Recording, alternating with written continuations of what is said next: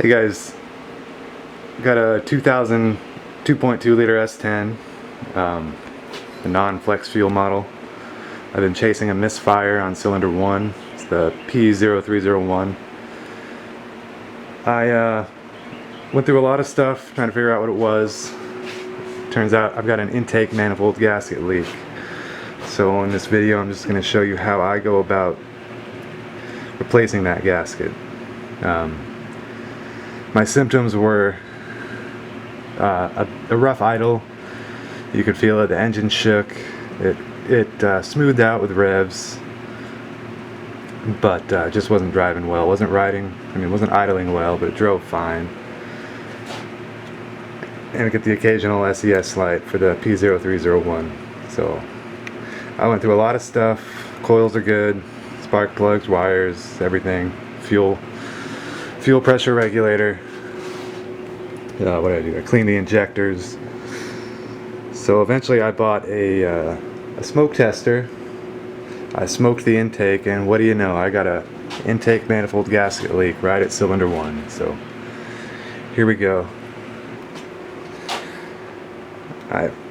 So first of all, you're going to want to pull off that the air box. You're going to want to pull off whatever you call that. The basically the air stuff. I pulled all the vacuum lines off of the throttle body. I just set the whole assembly aside. I'm gonna replace that gasket when I put it back together. And so far what I've done is I disconnected the fuel rail return line. So I pulled the fuel pressure regulator off, just off the rail. Just going to set it aside. I'm going to pull the entire intake with the rail as one, and let's see where I go. This is what I'm working with. The intake was fairly easy to get off. I didn't have to pull the alternator, so you do not have to pull the alternator. Basically what I did is I went through the top for these first 5 bolts, and there's 3 underneath. What I did was reached under the intake, got them all with a ratcheting wrench. So that's probably the easiest way to do it. The top ones, I needed a variety of extensions, wobble extensions, fairly straightforward actually. As you can see, the fuel pressure regulator is still in.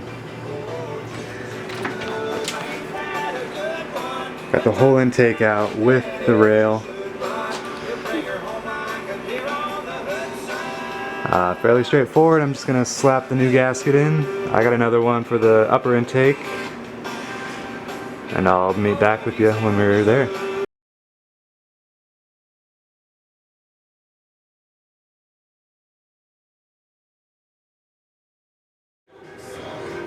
Alright, I got the intake out, gaskets replaced. I got the mating surface cleaned up. I changed the valve cover gasket while I was in there, which was kind of a bear because of this bolt. It's not suggested, but I moved this out of the way just a hair so I can get to that bolt. Pain in the butt. Anyways, got the new gasket in, upper intake gasket as well. It was in pretty rough shape. Alright.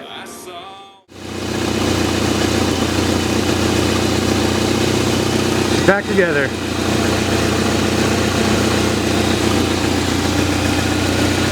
And it works. Alright.